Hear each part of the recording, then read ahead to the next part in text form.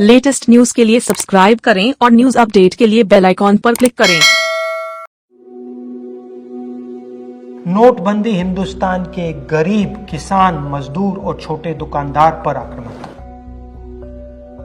नोटबंदी हिंदुस्तान की असंगठित अर्थव्यवस्था पर आक्रमण। 8 नवंबर 8 बजे 2016 प्रधानमंत्री जी ने नोटबंदी का निर्णय लिया। 500 रुपए, 1000 रुपए का नोट रद्द कर दिया। पूरा हिंदुस्तान बैंक के सामने जाके खड़ा हुआ। आपने अपना पैसा, अपनी आमदनी बैंक के अंदर डाली। पहला सवाल, काला धन मिटा? नहीं।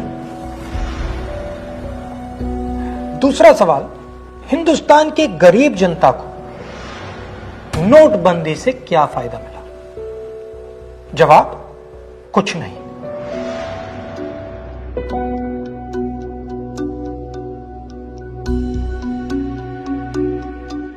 तो फायदा किसको मिला?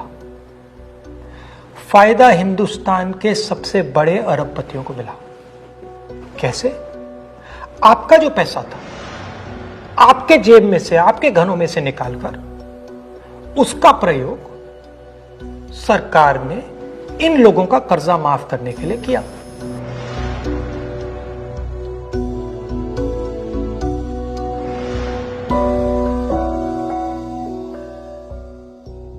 मगर वो सिर्फ एक लक्ष्य था। दूसरा लक्ष्य भी था छुपा हुआ, जमीन साफ करने का।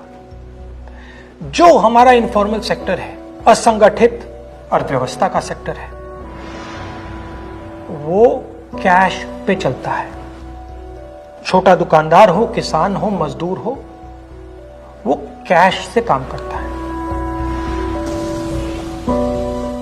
नोटबंदी का दूसरा लक्ष्य, जो जमीन साफ करने का लक्ष्य, असंगठित अर्थव्यवस्था के सिस्टम से नगद कैश को निकालने का। प्रधानमंत्री ने स्वयं कहा कि वो कैशलेस इंडिया चाहते हैं, कैशलेस हिंदुस्तान चाहते हैं। अगर कैशलेस हिंदुस्तान होगा तो असंगठित अर्थव्यवस्था तो खत्म हो जाएगी। नुकसान किसको हुआ? किसानों को, मजदूरों को, छोटे दुकानदारों को, स्मॉल एंड मीडियम बिजनेस वालों को, जो कैश का प्रयोग करते हैं, जो बिना कैश जी ही नहीं सकते। नोटबंदी हिंदुस्तान के गरीब, किसान, मजदूर और छोटे दुकानदार पर आक्रमण था। नोटबंदी हिंदुस्तान की असंगठित अर्थव्यवस्था पर आक्रमण था। और हमें इस आक्रमण को पहचानना पड़ेगा और पूरे देश को मिलकर इसके खिलाफ लड़ना पड़ेगा।